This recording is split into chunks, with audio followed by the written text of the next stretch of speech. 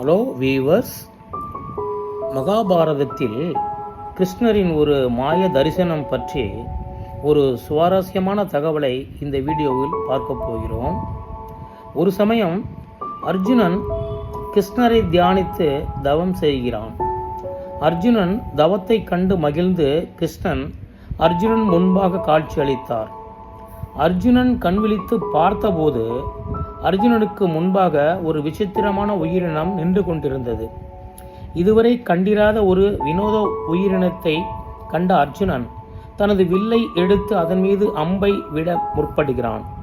ஆனால் அர்ஜுனனின் ஞானக் கண்ணால் அதை கூர்ந்து கவனித்த போது உயிரினத்தின் ஒரு மனித கையில் இருந்த தாமரை மலரையும் அதன் தெய்வீக தன்மையையும் கண்டு இது கிருஷ்ணரின் ஒரு மாய விஸ்வரூப தரிசனமோ என்று உணர்ந்து தனது வில்லை கீழே போட்டுவிட்டு கிருஷ்ணரை வணங்கினான்.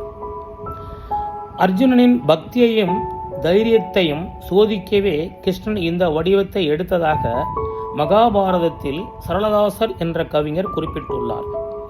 இந்த உயிரினத்தின் தலைப்பகுதி சேவல் தலையையும் மயிலின் கழுத்து பகுதியும் கொண்டுள்ளது. முதுகு காளை மாட்டின் முதுகில் உள்ள திமில் பகுதியையும் சிங்கத்தின் இடுப்பும் கொண்டுள்ளது.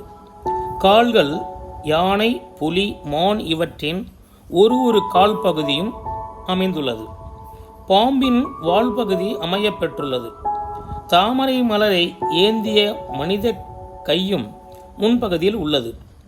9 வித உடல் உறுப்புகளில் உள்ளதால் இதன் பெயர் நவகுஞ்சரம் என்றும் மகாபாரதத்தில் சரளதாசர் குறிப்பிட்டுள்ளார்.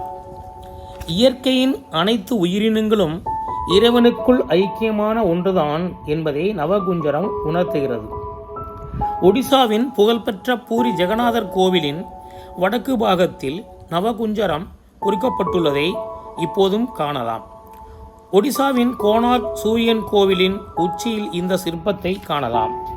நவகுஞ்சரம் வடிவத்தையோ ஓவியத்தையோ நாம் இப்போதும் காணும்போது நமக்கு மன அமைதியையும் வெற்றியையும் தரும் பேராற்றல் கொண்டதே என நம்பப்படுகிறது. நாமும் இதை கண்டு பலன் பெற வேண்டுகிறோம். நன்றி.